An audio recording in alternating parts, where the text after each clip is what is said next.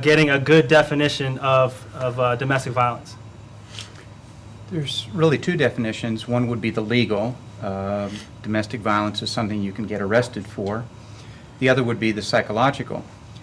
One way I like to look at it is if you do something to a family member that if you did the same thing to a stranger you'd get arrested, that's domestic violence. If you hit your child and you don't get arrested, but you'd hit a neighbor child and get arrested, then that raises the question, isn't that domestic violence if you hit your own child? Violence can be physical, certainly we know that, hitting, but also what do you all think about is yelling at someone, yelling at your spouse, yelling at your child, cursing? Oh, definitely, yeah. Yeah.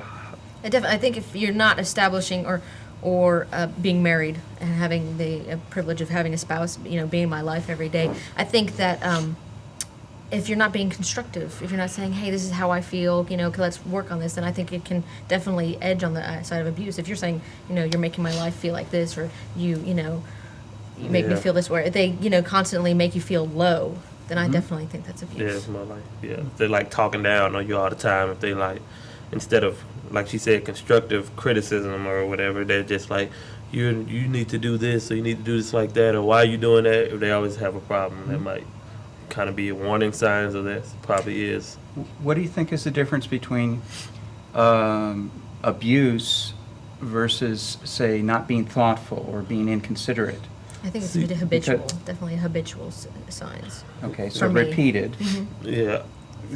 Abuse, well, not being considerate is like, maybe not opening the door or something is not being considerate, but abuse would be, I don't know, telling her to go, you go open the door right now, go open the door, you got hands, or if you keep doing it, and like you said, habitually, then it becomes abuse, but maybe if you do it once or twice. So what's the nature behind someone lashing out at someone else like this? I mean, is it something that, because like they may have a Napoleonic complex and they just feel like they want to conquer someone, or they want to kind of direct people around, they want to be pushy? Is this something that's learned, or do you just grow up like that, or you just snap one day and then apparently you just you want to be? Or is it both? Could it be both? Or Well, isn't this the old nature versus nurture nature controversy? versus nature, yeah. But certainly what we can say from research is that people who are violent almost always experience violence in their childhood.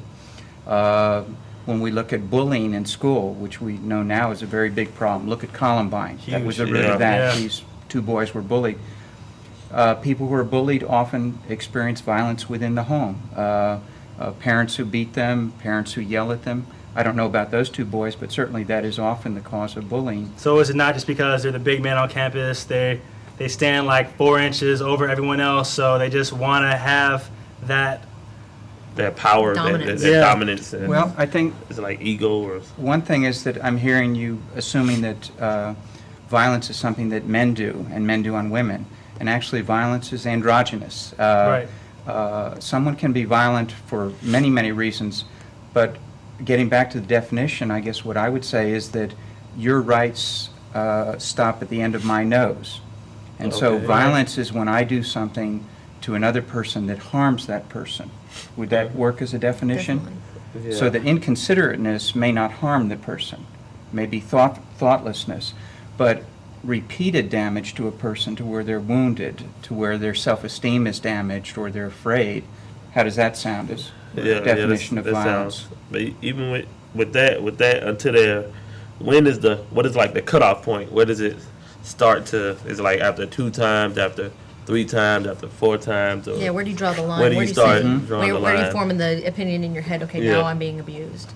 One way to tell, and I'd like to hear your experiences with friends, but is if you see the person changing outside the home. I mean, if you think of a friend who's abused either from a partner, but it could be from a parent, and they start acting differently outside the home, they start being afraid, their self-esteem seems damaged, then that definitely is saying that they're being abused. Okay. So would that be part of what you've experienced, seeing a just- friend act different?